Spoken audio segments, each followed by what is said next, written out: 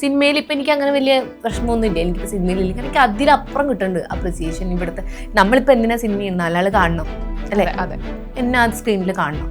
ഞാൻ എന്താ ചെയ്യാന്ന് വെച്ച് കഴിഞ്ഞാൽ എനിക്ക് ആ സിനിമയിൽ അഭിനയിക്കാൻ കിട്ടിയില്ല എന്ന് എനിക്ക്, ഞാൻ അതിന് നന്നായി അഭിനയിച്ച് കാണിക്കും.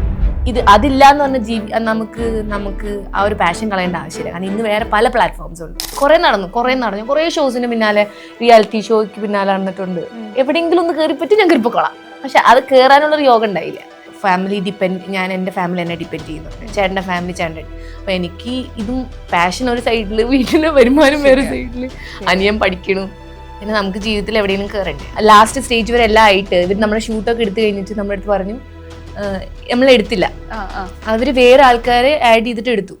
പിന്നീട് ആ ഒരു പ്രോഗ്രാമിന്റെ അവിടെ തന്നെ ഞാൻ ഗസ്റ്റ് ആയിട്ട് പോയിട്ടുണ്ട്. ആ ഒരു ഷോയിൽ അവിടെ എൻ്റെ ആഗ്രഹമല്ലേ, എനിക്ക് സമയം ഉണ്ടാക്കേണ്ടത് ഞാൻ തന്നെയാണ്. എല്ലാം കിട്ടിക്കഴിഞ്ഞിട്ട് ഇത് ഏത് കാലത്ത് ചെയ്യാനാണ്? എല്ലാ സമയവും മക്കൾ വളർന്നു കഴിയുമ്പോഴേക്കും ഞാനും വയസ്സാവൂലേ.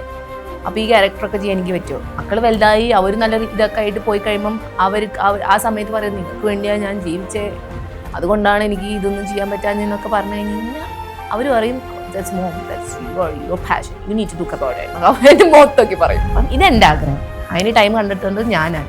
അതിന് ഭർത്താവ് സമ്മതിച്ചില്ല, അല്ലെങ്കിൽ മക്കൾ സമ്മതിച്ചില്ല എന്നൊക്കെ പറഞ്ഞു കഴിഞ്ഞാൽ അവിടെ ഇരിക്കുന്നുണ്ടാവുള്ളൂ.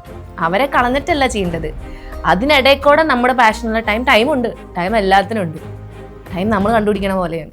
കാല് പിടിക്കാൻ കൊയ്യുന്നവന്റെ മൂർധാവിൽ തൂപ്പുന്ന സ്വഭാവം കാട്ടിയാൽ ഈ ഭൂമി മലയാളത്തിൽ മാധവൻ ഉണ്ണിക്ക് ഒരു മോനും വശയല്ല. വല്ലമ്പരം കലം തൂട്ടിയാശന്റെ ശിഷ്യന തല്ലുംപടിയിലെ മാധവൻ ഉണ്ണി. അത് ഈ ചെക്കന്മാർക്ക് കാണിച്ചു കൊടുക്കാണെന്നുണ്ടെങ്കിൽ വരാൻ പറഞ്ഞ അതിന്റെ മക്കളോട്.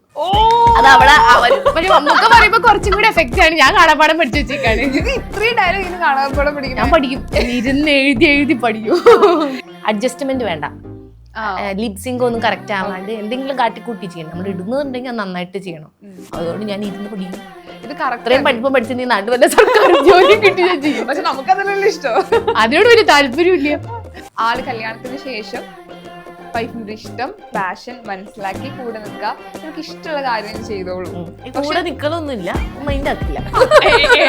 ഇങ്ങനെയല്ലല്ലോ ഞാൻ അല്ല, കൂടെ നിക്കാന്ന് പറഞ്ഞു കഴിഞ്ഞാൽ ആള് ഞാൻ ഭാഷ പറഞ്ഞതാട്ടാ. ഈ സക്സസ് ഒക്കെ സമയത്ത് ഇതൊക്കെ ഏറ്റവും കൂടുതൽ ആഗ്രഹിച്ച ഒരാളുണ്ട് അച്ഛൻ. അപ്പം അത് മിസ് ചെയ്യാറുണ്ടോ? പിന്നെ അയ്യോ അതൊക്കെ ഉണ്ട്. അച്ഛൻ എന്ന് പറയുമ്പം മോളെ എന്ന് പറഞ്ഞ് ജീവിച്ച ആളല്ലേ, അപ്പം ഇതൊക്കെ കണ്ട ആളാ. പാളില്ലാണ്ടിരിക്കുമ്പോ സങ്കടം തോന്നും. വണ്ടിയൊക്കെ വാങ്ങിച്ചപ്പോ എന്റെ സങ്കടം. ഞാനിപ്പോ എന്നെ ഇപ്പത്തെ നാലാൾ അറിയണമെന്നൊക്കെ പറയുമ്പം ആൾക്ക് കിട്ടുന്ന ഒരു പ്രൗഡ് എന്ന് പറയുന്നത് വേറെയാണ്. ഭയങ്കര അച്ഛന് ഇത്രയും എന്താ പറയാ, അച്ഛൻ തന്നൊരു സപ്പോർട്ട് എന്ന് പറഞ്ഞാൽ വേറെ ഒരാളെ തന്നിട്ട്.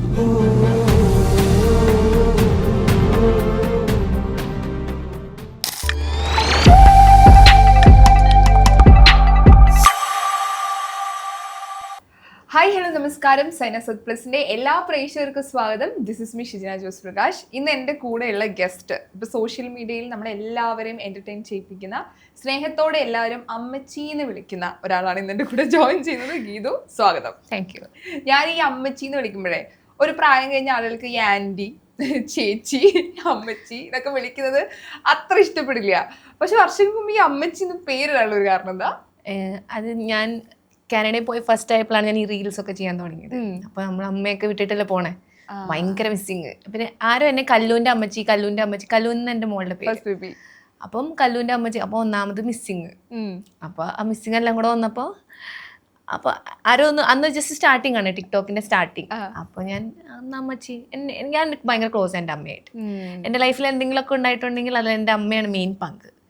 സോ അമ്മേനെ പിന്നെ കുറച്ച് പിന്നെ ഈ ഈഗോ ഉണ്ടാവില്ല പലർക്കും, കിളവി അമ്മച്ചി തള്ളയെന്നൊക്കെ വിളിക്കുമ്പോൾ ഉണ്ടാവുന്നുള്ള ഒരു ക്ലീശ അതങ്ങോട്ട് മാറ്റാന്ന് കൂടെ വിചാരിച്ചു. കൊള്ളാം, പേര് നൈസാണ്. ഇനിയിപ്പോ പിന്നെ പ്രായമാകുമ്പോ എനിക്ക് പേര് മാറ്റിയിടും വേണ്ട, സേഫ് ആയിട്ടൊരു പേര് ഇട്ടിട്ടുണ്ട്. ഓൾറെഡി നിങ്ങളെ വിളിച്ചോ. ശരിയാ, മാറ്റങ്ങൾ നല്ലത് എപ്പോഴും. അതിൽ ഫൺ ആയിട്ടുള്ള കോണ്ടന്റ് ചെയ്യാറുണ്ട്, ഡയലോഗ് പ്രസന്റേഷൻസ് വരാറുണ്ട്. ഇടയ്ക്ക് ഞാൻ കണ്ടിട്ടുണ്ട് ഈ നെഗറ്റീവ് കമന്റ്സ് വന്നു കഴിഞ്ഞാൽ ഞങ്ങൾ അതെടുത്തിട്ട് വീഡിയോ ചെയ്യും, അത് മാസ് ഡയലോഗ് എടുത്തിട്ട് കൊടുക്കും. അതെങ്ങനെ ഐഡിയ? അത് ഇവരോട് നേരിട്ട് പറയുമ്പം ഇവർക്ക് ഭയങ്കര വിഷമാവും. എനിക്ക് അവരെ വേദനിപ്പിക്കണ്ട, എനിക്ക് അവരെ ബുള്ളി ചെയ്യണ്ട, എനിക്ക് അവരെ ഉപദ്രവിക്കണ്ട. പക്ഷെ ഞാൻ ഉദ്ദേശിക്കുന്ന കാര്യം എനിക്ക് അവർക്ക് കൊടുക്കണം. എന്നെ എങ്ങനെ പറഞ്ഞു വരണ്ട, എന്നെ അബ്യൂസ് ചെയ്യരുത്, എൻ്റെ ഫാമിലിനെ പറയരുത്. പക്ഷെ സോഷ്യൽ മീഡിയ ആകുമ്പോൾ പറയും, പക്ഷെ എനിക്ക് അത് അവർക്കൊരു വാണിംഗ് കൊടുക്കണം. അപ്പൊ അതിനെ കുറച്ചും കൂടെ ക്രിയേറ്റീവ് ആയിട്ട് കൊടുക്കണം എന്ന് വെച്ചപ്പോൾ ഞാൻ വിചാരിച്ചു എന്നാ പിന്നെ മാസ് ഡയലോഗുകൾ എടുക്കുക, കാല് പിടിക്കാൻ കൊയ്യുന്നു എന്റെ മൂത്താമത്തുന്ന സ്വഭാവം കാട്ടിയാൽ അപ്പൊ നിനക്ക് കിട്ടുന്ന പണി എന്നാണ് പറയണത്. അപ്പൊ അത് ചെയ്യുമ്പം അവർക്ക് അത്രയ്ക്ക് വിഷമൊന്നും വരില്ല. പക്ഷെ നമ്മൾ വായ കൊണ്ട് പറയുമ്പോൾ ഉണ്ടാവുന്ന നമ്മൾ പറയുമ്പോൾ ഉണ്ടാവുന്ന കുറച്ച് കൂടുതലായിരിക്കും. ഇതാകുമ്പോ കുറച്ച് ഫണ്ണിയാവണം എന്ന കാര്യവും മനസ്സിലാവും. ഇപ്പൊ ഓൾറെഡി അങ്ങനത്തെ ഡയലോഗ്സ് ഒക്കെ ഓൾറെഡി സെറ്റ് ചെയ്ത് വെക്കും. ഞാൻ എടുത്തു വെക്കും. ഞാൻ മാസ് വീഡിയോസ് അല്ലേ കൂടുതലും ചെയ്യാം. ഞാൻ വില്ലനാണ് കൂടുതൽ എടുക്കുക. അപ്പൊ എനിക്ക് എന്റെ ഓരോരുത്തർ കാണുമ്പോൾ ഞാനത് ഡൗൺലോഡ് ചെയ്തിടും. ഞാൻ ചെയ്യും. വില്ലനിസം ഒരു വില്ലൻ ക്യാരക്ടർ ഒക്കെ സിനിമയിൽ ചെയ്യാൻ പറ്റിയ സന്തോഷം. എനിക്ക് അതേ ഇഷ്ടം. അത് കോമഡി വില്ലനും കോമഡി വില്ലന് നന്മ ഒന്നും വേണ്ട എനിക്ക്. പോയി ചെയ്യാൻ പറ്റുന്ന കാര്യങ്ങൾ, അതായത് കുറച്ച് ഇങ്ങനെ സൈക്കോ. ഇപ്പൊ മാർക്കോ പടമൊക്കെ ഇല്ലേ, അതിന്റെ വില്ലന്റെ സൈഡ് ഒരു പെണ്ണൊക്കെ ഉണ്ടായിരുന്നെങ്കിൽ എങ്ങനെ ഇരിക്കും. ഞങ്ങൾക്ക് ആ ക്യാരക്ടർ ഞങ്ങള് ചെയ്യും. ഞാൻ ഒരു മാർക്കോ 2 വരുമ്പോ എന്നെ വിളിച്ചോട്ട് ചേട്ടാ തല്ലിക്കൊല്ലാനൊക്കെ ഒരു മാസ് ഡയലോഗ്, കുറെ മാസ് ഡയലോഗ് പറഞ്ഞ ഞാൻ കണ്ടിട്ടുള്ളത്. സോ എനിക്കൊരു മാസ് ഡയലോഗ് ഒന്ന് പറയാം. ഞാൻ പറഞ്ഞാൽ ശരിയാവില്ല, ഞാൻ ഇതിൽ പറഞ്ഞാൽ ശരിയാവില്ല. കാരണം ഞാൻ എന്റെ സംസാരം അങ്ങനത്തെ അല്ലേ. ഇപ്പൊ വേണമെങ്കിൽ കാല് പിടിക്കാൻ കൊയ്യുന്നവന്റെ മൂർധാവിൽ തുപ്പുന്ന സ്വഭാവം കാട്ടിയാൽ ഈ ഭൂമി മലയാളത്തിൽ മാധവൻ ഉണ്ണിക്ക് ഒരു മോനും പക്ഷയല്ല. വല്ലമ്പരം കലം തൂട്ടിയാശന്റെ ശിശുന തല്ലുമ്പടിയിലെ മാധവനുണ്ണി. അത് ഈ ചെക്കന്മാർക്ക് കാണിച്ചു കൊടുക്കാണെങ്കിൽ വരാൻ പറഞ്ഞ അതിന്റെ മക്കളോട്. അത് അവിടെ നമുക്ക് പറയുമ്പോ കുറച്ചും കൂടി എഫക്റ്റ് ആണ്. ഞാൻ കാണാപ്പാടം പഠിച്ചു വെച്ചേക്കാണ്. ഇത്രയും ഡയലോഗ് കാണാപ്പാടം പഠിക്കും. ഞാൻ പഠിക്കും, ഞാൻ ഇരുന്ന് എഴുതി പഠിക്കും.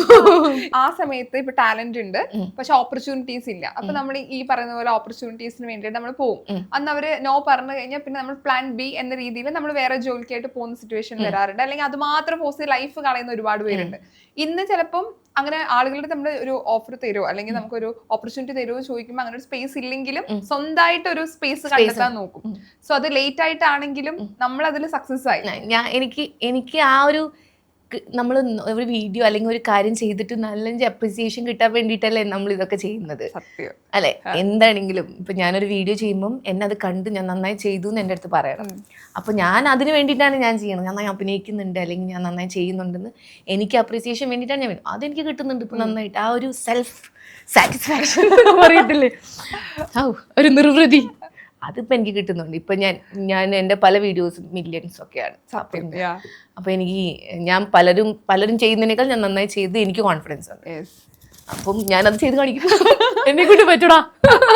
ഇപ്പം ഒരുപാട് ആഗ്രഹങ്ങൾ ബാക്കി വെച്ചിട്ടാണ് നമ്മൾ കാനഡയിലേക്ക് പോകുന്നത്. അത് നമ്മുടെ ജീവിത നിലവാരം മെച്ചപ്പെടുത്തണം, നമുക്കൊരു ജോലി വേണം, വരുമാനം വേണം, വീട്ടിലെ സാഹചര്യം ഒക്കെ മനസ്സിലുണ്ടാവും. അതേസമയം ഈ പറഞ്ഞ ഇഷ്ടമുണ്ടല്ലോ, പാഷൻ എന്ന് പറഞ്ഞ സാധനം, ഇതൊക്കെ വേണ്ടാന്ന് വെച്ചിട്ടാണ് കാനഡയിൽ പോകുന്നത്.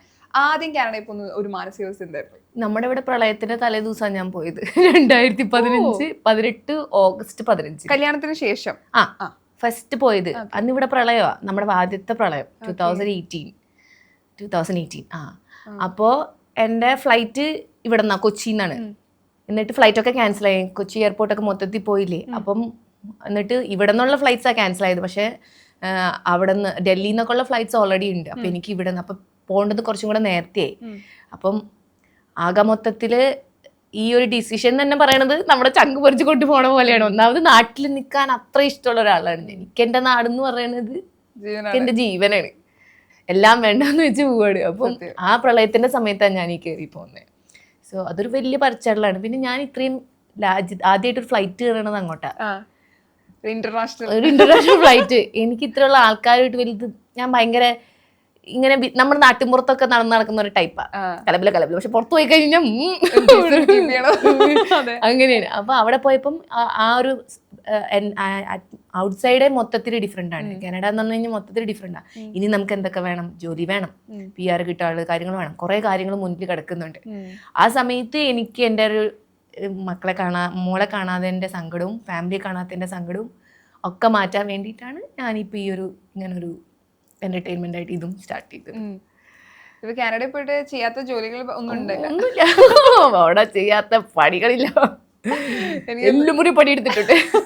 പക്ഷെ അത് ഇന്ന് ഓർക്കുന്ന സമയത്തല്ലേ, ആ സമയത്ത് കുറച്ചും കൂടെ നമ്മൾ ഹാർഡ് വർക്ക് ചെയ്യണമായിരുന്നു. കാരണം ഒരു സ്റ്റാൻഡിൽ നിൽക്കാൻ വേണ്ടിയിട്ട്. ഈ സമയത്ത് ഉള്ളിൽ നല്ലതേ നന്നിട്ടുള്ളൂ. എനിക്ക് ഇപ്പൊ ഞാൻ ഇപ്പൊ പോയതിന്റെ എനിക്ക് എല്ലാം നല്ലതാണ്. എനിക്ക് അവിടെ ചെന്നിട്ടല്ലേ എല്ലാം കിട്ടിയത്. ഇവൻ ഞാനൊന്ന് 4 ആൾ അറിഞ്ഞതും അവിടെ പോയിട്ടാ. എനിക്ക് എന്റെ ഫിനാൻഷ്യലി സ്റ്റേബിൾ ആക്കിയതും അവിടെ ചെന്നിട്ടാണ്. പിന്നെ എന്താണ് എൻ്റെ അമ്മേനെ അനിയനൊക്കെ എനിക്ക് പൊന്നുപോലെ നോക്കാൻ പറ്റി. ഞാൻ വീട് പണിഞ്ഞു, എല്ലാ കാര്യങ്ങളും ഞാൻ അവിടെ ചെന്നിട്ടാണ് ചെയ്തു. പക്ഷെ ഞാൻ ഇപ്പൊ പറയും അപ്പൊ കാനഡയിൽ പോയ കാശുണ്ടായാൽ പോരെ, ഇവിടെ അത് പറ്റില്ല. നമുക്ക് ആ കാശ് കൊണ്ട് മാത്രം ജീവിക്കാൻ പറ്റില്ല, നമുക്കത് കഴിഞ്ഞൊരു ജോലി വേണം. അപ്പോൾ ആ കാശ് കൊണ്ട് ഞാൻ അവിടെ പോയി ലോൺ അടച്ച് തീർത്തു. ഇപ്പൊ എനിക്ക് നല്ല ജോലിയുണ്ട്. എന്തെങ്കിലും നാട്ടിൽ നിന്ന് എങ്ങനെ ഒരു കുറച്ച് കാശ് ചോദിച്ചു കഴിഞ്ഞാൽ കൊടുക്കാനുള്ള ഒരു വകയുണ്ട്. എൻ്റെ പിന്നെന്താണ് എനിക്ക് ഇഷ്ടമുള്ള രീതിയിൽ വീഡിയോസ്, അതായത് എൻ്റെ പാഷൻ ഞാൻ മുന്നോട്ട് കൊണ്ടുപോകുന്നുണ്ട്. പിന്നെ ലൈഫ് ഞാൻ ഓക്കെ ആക്കി. ഇനി ഇപ്പൊ ഞാൻ തിരിച്ചു വന്നത് ഇനി എന്റെ ഇഷ്ടങ്ങളെ പിന്നാലെ പോകാൻ വേണ്ടി. ഫുൾ ടൈം ഇവിടെ തന്നെ പാഷന്റെ പുറകെ പോവാ, തിരിച്ച് കാനഡ പോവാ, അങ്ങനെ അല്ലടാ. എന്ന് വെച്ച് കഴിഞ്ഞാൽ ഇപ്പൊ ഇപ്പൊ മെയിൻ തന്നെ ഒരു പാഷൻ, ഇഷ്ടങ്ങളൊക്കെ ഇത്രയും നാളും ഫാമിലിക്കൊക്കെ വേണ്ടി നിന്നു, മക്കൾക്ക് വേണ്ടിയിട്ട്, വീട്ടിൽ വേണ്ടിയിട്ട്, ഫാമിലിക്ക് വേണ്ടിയിട്ട്, അവർക്കൊക്കെ വേണ്ടി സപ്പോർട്ട് ചെയ്ത് നിന്നു. ഇനി എനിക്ക് വേണ്ടി ജീവിക്കട്ടെ, എന്റെ ഇഷ്ടങ്ങൾ കുറച്ച് നോക്കട്ടെ. അപ്പൊ ഞാൻ വിചാരിച്ചെന്നാ പിന്നെ ഒരു ബ്രേക്ക് എടുക്കാം, 6 months ബ്രേക്ക് എടുത്ത് എന്തെങ്കിലും ഓപ്പർച്യൂണിറ്റീസ് വരുവാണെങ്കിൽ നോക്കാം. ഇതൊക്കെ ഒരു ഓപ്പർച്യൂണിറ്റി അല്ലേ? അതെ, സത്യം കേട്ടോ. ഇപ്പം സിനിമയിൽ ഒരു ഭാഗമാവണം, എനിക്ക് ഓപ്പർച്യൂണിറ്റീസ് തരണം എന്ന ഇപ്പം എനിക്ക് വീഡിയോസ് ചെയ്തതിന് ശേഷം ഒരുപാട് സിനിമയിലേക്ക് വന്നിട്ടുണ്ട്. പക്ഷെ ആ സമയത്ത് സിനിമയിലേക്ക് പോകാനും പറ്റില്ല. ഇപ്പൊ ബിഗ് ബോസ് വന്നു, അതിൽ പോകാൻ പറ്റിയില്ല. പിന്നെ ധ്യാൻ ശ്രീനിവാസൻ സാറിന്റെ ഒരു മൂവിയിൽ ഡയറക്ടറായിട്ട് കോണ്ടാക്ട് ഉണ്ടായിരുന്നു.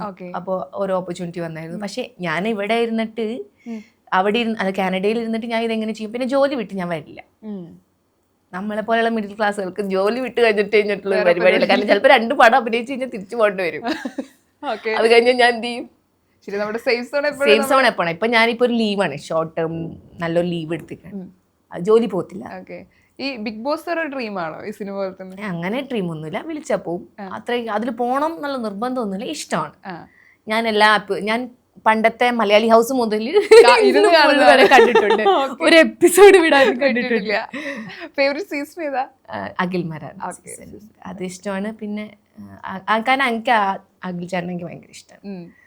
പിന്നെ മണിക്കൂട്ടൻ, എല്ലാവരുടെ സീസൺ എനിക്ക് അങ്ങനെ ഇഷ്ടക്കേടൊന്നുമില്ല. പിന്നെ രജിത് സാറ്, ഞാൻ നോക്കുമ്പോ ഇവരൊക്കെ സൈഡാണ് ഞാൻ. റൂട്ട് മനസ്സിലായിരുന്നു. ഞാൻ എന്റെ ട്രാക്ക് എന്താണെന്ന് എനിക്ക് മനസ്സിലായി. രേണു സുധി എന്തൊരു അപ്രീസിയേഷൻ ആണ്, എന്തോരം ബുള്ളിങ് ഒക്കെ കിട്ടിയിട്ടാണ് ആൾ കയറി വന്നേക്കുന്നത്. ഞാനിപ്പോ വിചാരിക്കായിരുന്നു, ഇപ്പം ഇഷ്ടപ്പെട്ട കുറെ കാര്യങ്ങൾ ഇപ്പൊ നമ്മൾ ചെയ്യണം പറഞ്ഞാൽ നമുക്ക് ഓപ്പർച്യൂണിറ്റി കിട്ടിയിട്ട് നമുക്ക് ചെയ്യാൻ പറ്റാത്ത അവസ്ഥ വരുമ്പോഴേ അതിപ്പം ഓക്കെ, ഇപ്പൊ നമ്മുടെ ഈ പറഞ്ഞ പോലെ നമ്മളൊരു മിഡിൽ ക്ലാസ് ഫാമിലിയിലാണ്, നമുക്ക് ജോലി വിട്ട് പോകാൻ പറ്റില്ല. അതേപോലെ കുറെ കമ്മിറ്റ്മെന്റ്സ് ഉണ്ട്, ഫാമിലി, കുട്ടികള്, പെട്ടെന്ന് നമുക്ക് മാറി നിൽക്കാൻ പറ്റില്ല എന്നൊരു കാര്യമുണ്ട്. എവിടെയോ ഞാൻ പറഞ്ഞിട്ട് ഞാൻ സിംഗിൾ ആയിരുന്നെങ്കിൽ, ഞാൻ ഫാമിലി ഒന്നും ഇല്ലെങ്കിൽ ഞാൻ എപ്പോ വേണമെങ്കിൽ ഇതിന്റെ പുറകെ പോയേനെ. സോ അതെപ്പോഴും ഒരു ബാരിയറായിട്ട് തോന്നിയിട്ട് എങ്ങനെയാ അതിനെ എടുക്കണം? ഇല്ല, കാരണം അവരെന്നെ ഭയങ്കര സപ്പോർട്ട് ചെയ്യുന്നില്ലേ. ഇപ്പൊ ഞാനിപ്പോ പോന്നാലും അവർക്ക് യാതൊരു കുഴപ്പമില്ല. ഇപ്പൊ ഞാൻ സിമ്മിൽ കിട്ടിയാൽ ഞാൻ പോകും. ഞാൻ അങ്ങനെ പറഞ്ഞു യോക്കോ അങ്ങനെ പറയും. പക്ഷെ ഞാൻ പോവില്ല എന്ന് അവർക്കറിയാം. അങ്ങനെ ഞാൻ ഭയങ്കര അറ്റാച്ച്ഡ് ആണ് ഇവരോട്, ഫാമിലി ആയിട്ട്. അവരെ ഞാൻ ഒറ്റയ്ക്കിട്ടിട്ട് പോവില്ല. ഞാൻ പറയും ഞാൻ പോവും, ഞാൻ അതിന് പോവും, ഞാൻ ഇതിന് പോകും. പക്ഷെ അവരെ ഒറ്റപ്പെടുന്ന രീതിയിൽ, അല്ലെങ്കിൽ അവരെ മൊത്തത്തിൽ ഇതാവുന്ന രീതിയിൽ ഞാൻ ചെയ്യില്ല, ഒന്നും വിട്ട് കളിക്കത്തില്ല. അപ്പം സിംഗിൾ ആയെന്ന് പറഞ്ഞു കഴിഞ്ഞാൽ പിന്നെ എനിക്കൊന്നും നോക്കണ്ടല്ലോ, ശരിയാ, എന്റെ കാര്യം മാത്രം നോക്കിയാൽ മതി. പിന്നെ എന്റെ അമ്മയുടെ അടുത്ത് അനിയൻ്റെ അടുത്തൊക്കെ ഞാൻ പറയാം നോ റിസ്ക്. പക്ഷേ സിംഗിൾ ആകുമ്പോൾ ഡിസിഷൻസ് ഇസ് മൈൻഡ് റൈറ്റ്. പക്ഷെ അവരാകുമ്പം മക്കൾ കുഞ്ഞുങ്ങളല്ലേ, അവരെ ഇപ്പൊ ഞാൻ നിന്നില്ലെങ്കിൽ ഓൾറെഡി മോളുടെ അവിടെ 3-4-5 വർഷം നിർത്തിയതിന്റെ ഒരു പ്രശ്നം അവൾക്കുണ്ട്. ഒരു ചെറിയ പ്രായത്തിൽ അമ്മയുടെ ഒരു കിട്ടേണ്ട ഇതൊന്നും അതിന് കിട്ടിയിട്ടില്ല. അപ്പൊ ഇനിയും ഞാൻ അങ്ങനെ പറ്റില്ല. അതുകൊണ്ടാണ് ഞാൻ പിന്നെ അന്ന് ഫാമിലി ഫസ്റ്റ് പ്രയോറിറ്റി. ആദ്യം നിങ്ങൾ പോകുമ്പോൾ മോള് ഇവിടെയായിരുന്നു. പിന്നെ PR ആയി എല്ലാം സെറ്റ്. അവിടെയാണെങ്കിൽ ഫുള്ള് യുക്രൈനിയൻ ഇഷ്യൂ, കോവിഡ്, എല്ലാം ഒന്നായിട്ട് ആ കൊച്ചിനെ ഒന്നും കൊണ്ടുവരാൻ കൂടി എനിക്ക് പറ്റുന്നുണ്ടായിരുന്നില്ല. അപ്പം മൊത്തത്തിലായപ്പം ഡിപ്രഷൻ, അൾട്ടിമേറ്റ് ഡിപ്രഷൻ, ഇതൊക്കെ കൂടി ഉണ്ടാവുമ്പോൾ അവിടെ അത് രണ്ടാമത് വേവ് ഉണ്ടായിരുന്ന പോസ്റ്റ് പാർട്ടം ഡിപ്രഷൻ. ഇതിപ്പോ നമ്മൾ എപ്പോഴും കേൾക്കുക ആളെടുക്കുന്നത്, ഇപ്പം കാനഡ പോലത്തെ ഒരു സ്ഥലത്ത് മറ്റു രാജ്യങ്ങളില് ലൈഫ് ഭയങ്കര സുഖല്ലേ, കാശ് കിട്ടും. പക്ഷെ അവിടെ ഒറ്റക്ക് ഫാമിലി ആയിട്ടൊക്കെ മാറി നിൽക്കുന്ന ആളുകളുടെ അവസ്ഥകൾ ഭയങ്കര മോശമായിരിക്കും. അവിടെ ആർഭാട ജീവിതമൊന്നും എല്ലാവർക്കും, അവിടെ കൂലിക്കുന്ന കാശൊന്നും അല്ല. പേ ചെക്ക് ടു പേ ചെക്ക് ജീവിക്കുന്ന ആൾക്കാരാണ്. അവർക്ക് കിട്ടും 1/4 ടാക്സ് പോകും. പിന്നെ അവർ കിട്ടണ കാശ് കൊണ്ട് അവരുടെ ബേസിക് കാര്യങ്ങളും നിൽക്കണു, വീടിന് കൊടുക്കണു. പിന്നെ ഇപ്പൊ എനിക്ക് എന്ന് പറഞ്ഞാൽ ഞാൻ പേ ചെക്ക് ടു പേ ചെക്ക് ജീവിക്കുന്നതാണ്. എൻ്റെ ഹസ്ബൻഡും പേ ചെക്ക് ടു പേ ചെക്ക് ജീവിക്കും. പേ ചെക്ക് ടു പേ ചെക്ക് എന്ന് പറഞ്ഞു കഴിഞ്ഞാൽ കിട്ടുന്ന സാലറിക്ക് ജീവിക്കും. അല്ലെങ്കിൽ നമ്മൾ നല്ല ടാറ്റയുടെ ബിർളയുടെ ഒക്കെ മോളായിരിക്കണം. നാട്ടിലേക്ക് കാശൊന്നും അയക്കണ്ട, നമ്മൾ ആ കാശ് കൊണ്ട് നമുക്ക് ജീവിക്കാം. പക്ഷെ അവിടെ ഉള്ളവരൊക്കെ ഒരുവിധം എല്ലാവരും ബാക്ക് ഫാമിലിനെ സപ്പോർട്ട് ചെയ്യുന്ന ആൾക്കാരാണ്. പിന്നെ കുറെ നാൾ കഴിയുമ്പോൾ പാരൻസിനെ ഒക്കെ കൊണ്ടുവന്ന് കഴിഞ്ഞ് കഴിഞ്ഞാൽ വേണ്ട, അപ്പൊ എന്നാലും ചെറുതായിട്ട് എല്ലാവരും സപ്പോർട്ട് ചെയ്യുന്നുണ്ട്. പിന്നെ എല്ലാവർക്കും സ്ട്രഗിൾസ് ഉണ്ട് അവിടെ. അവർ കഷ്ടപ്പെടുവാണ്, ലൈക്ക് എക്സ്ട്രാ ഇൻകം ഉണ്ടാക്കാനും വേണ്ടിയിട്ടും കഷ്ടപ്പെടും. എന്തോ ഒരു ഗുണം എന്താന്ന് വെച്ച് കഴിഞ്ഞാൽ കാശ് നമ്മൾ എടുക്കുന്ന ഹാർഡ് വർക്കിന് നമുക്ക് കാശ് കയ്യിൽ കിട്ടും. ഓക്കെ, കാശ് ഇപ്പോൾ ടാക്സ് ഒക്കെ ആയിട്ട് പിടിച്ചു പോയാലും നമ്മൾ ഇടുന്ന എഫേർട്ടിന് നമുക്ക് കാശ് കിട്ടുന്നുണ്ട് അവിടെ.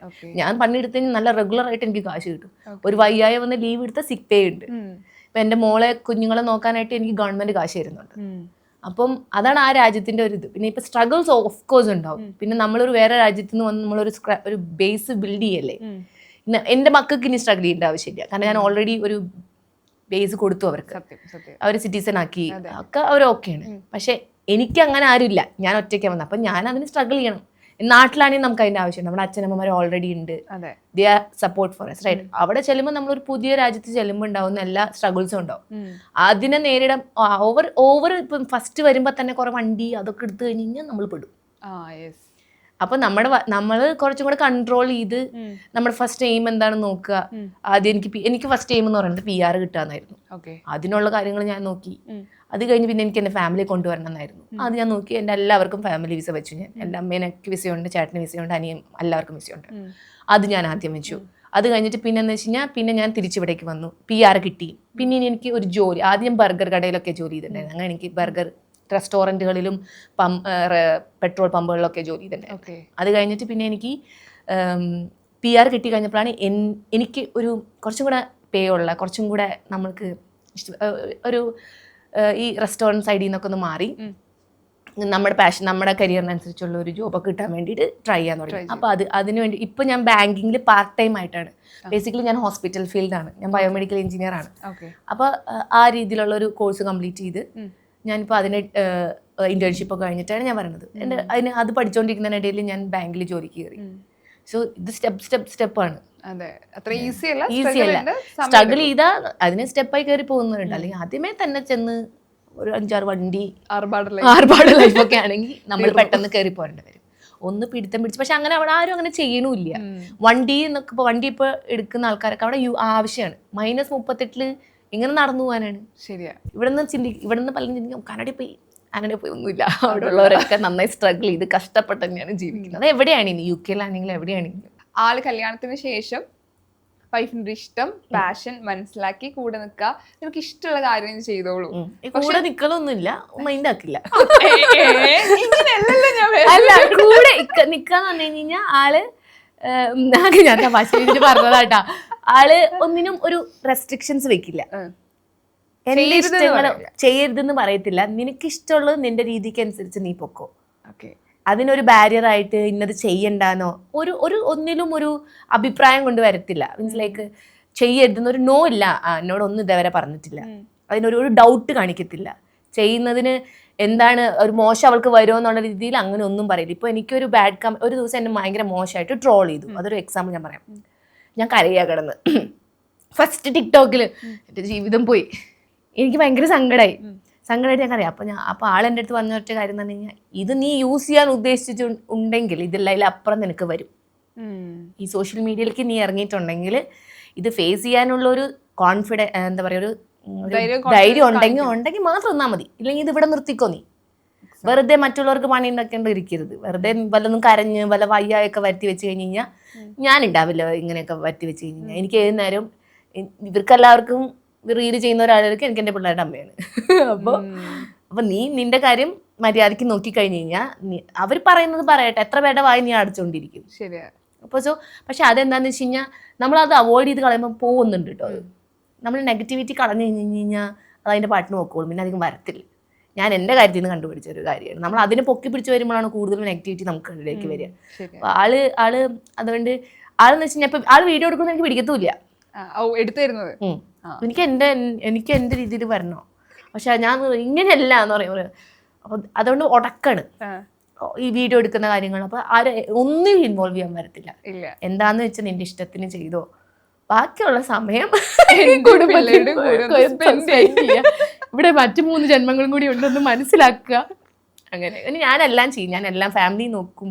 അത് കഴിഞ്ഞിട്ടുള്ളൂ എൻ്റെ ചെറിയ സമയങ്ങളാണ് ഞാൻ ഇതൊക്കെ ചെയ്യുന്നത്. അതെ, ഫുൾ ടൈം ആയിട്ടല്ല, എല്ലാ കാര്യം അതിന്റെ ഇടയിൽ കൂടെ ഇത് തോണ്ടലും ഉണ്ട്. കാരണം എനിക്ക് വീഡിയോ കിട്ടണ്ടേ. എനിക്ക് സമയമില്ലല്ലോ, ജോലിക്കും പോയി പിള്ളേരുടെ കാര്യം നോക്കി ശരി, ഞാനും വിചാരിക്കും ഇത്രയും സമയത്തിനുള്ളിൽ എങ്ങനെ ഇപ്പൊ പുതിയത് ട്രൈ ചെയ്യണം, ട്രെൻഡിങ് ആയിട്ട് വരുന്ന കോണ്ടന്റുകളാണോ ചൂസ് ചെയ്യുക? ഇല്ല, കണക്ട് ചെയ്തിട്ട് എടുക്കുക, പഴയതും പുതിയതും കൂടെ മിക്സ് ചെയ്തിട്ട് എടുക്കുക. അങ്ങനെ. അപ്പം ഇത് നമ്മൾ ജോലിക്ക് പോകണം, അതിനിടയിൽ കോഴ്സ്, ഇന്റേൺഷിപ്പ്, മോളുടെ പഠിത്തം, വിന്റർ എന്ന് പറഞ്ഞാൽ തണുപ്പ്, ആ സമയത്ത് നമുക്ക് പുറത്തിറങ്ങാൻ പറ്റില്ല. പിന്നെ വീട്ടിലെ കാര്യങ്ങള്, പിന്നെ എൻ്റെ പഠിത്തം, എനിക്ക് നൈറ്റാണ് കോഴ്സ്. അത് കഴിഞ്ഞ് ഒരു വീഡിയോ ഞാൻ കണ്ടുപിടിച്ച് ഇതെല്ലാം ചെയ്ത് കഴിഞ്ഞ് ചെറുത് സമ്മതിക്കില്ല, എൻ്റെ ചെറിയ മോൻ സമ്മതിക്കില്ല.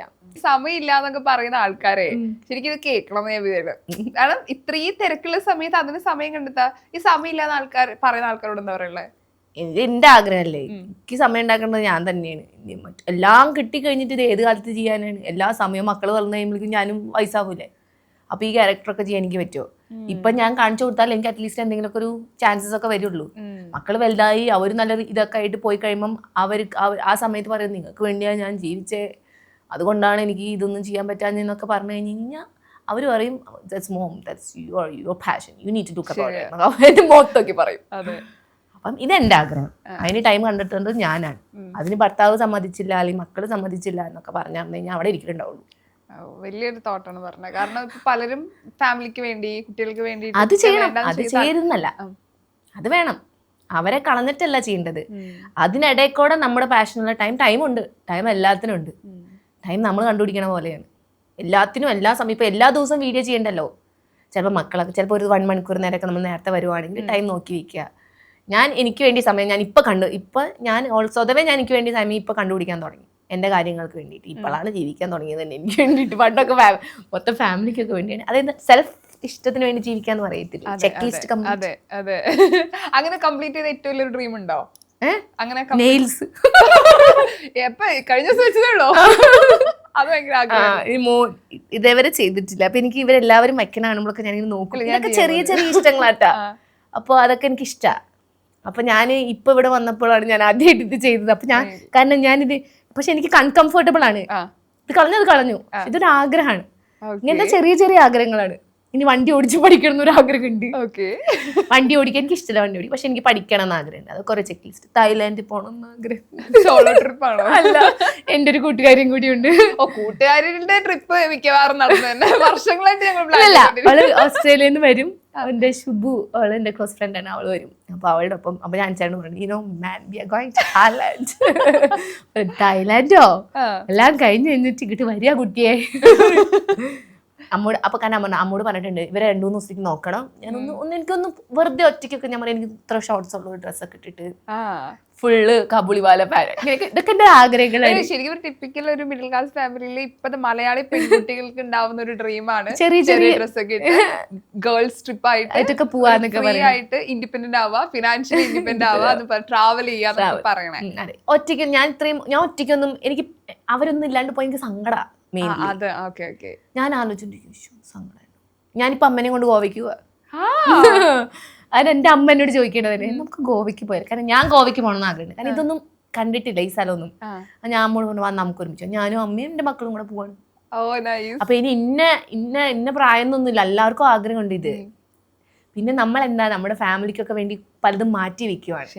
എല്ലാ കാര്യങ്ങളും കഴിഞ്ഞിട്ട് ഇപ്പൊ ഞാൻ ആലോചിച്ചെന്താന്ന് വെച്ച് കഴിഞ്ഞാൽ എല്ലാ ഫൈനാൻഷ്യൽ സ്ട്രഗിൾസും എല്ലാ ലോണും അടഞ്ഞ് ഈ ജന്മത്ത് ഒരു കാലത്ത് ഞാൻ പോലും ഉണ്ടാവില്ല.